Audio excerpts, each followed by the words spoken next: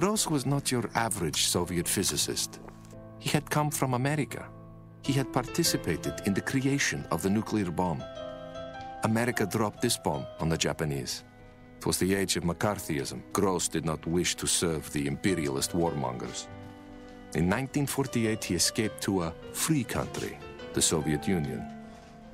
The free country at that time had 20 million of its citizens imprisoned in labor camps.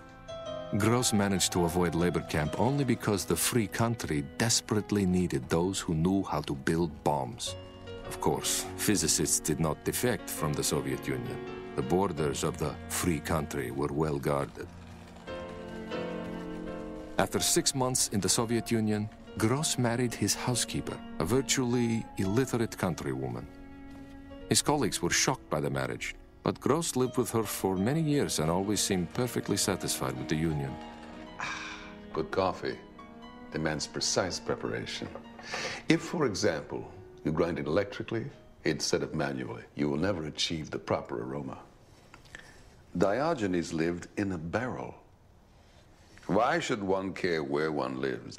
I am convinced, however, that in his life, there were certain elements of perfection.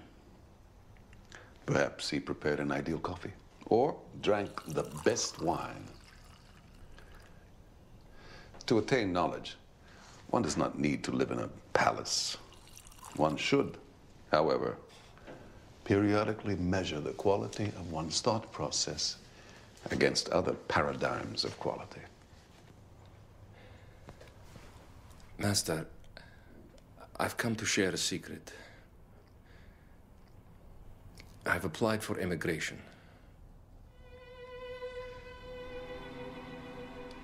Psychologists at Harvard once conducted an experiment. They took some rats and placed them in a labyrinth with tunnels leading to various rooms. These rooms contained everything essential to rat happiness. There were rooms with food, rooms for sex. One of the tunnels led to a so-called unexplored space. The rats had no way of knowing what lay beyond this opening, since no rat ever returned from it. Still, 15% of the rats would inevitably go into the unexplored space. They were terrified of it. They shook with fear. Their fur would stand on end. They would experience uncontrollable urine releases. They would howl, but still, they would go. As it turns out, both you and I belong to this 15%.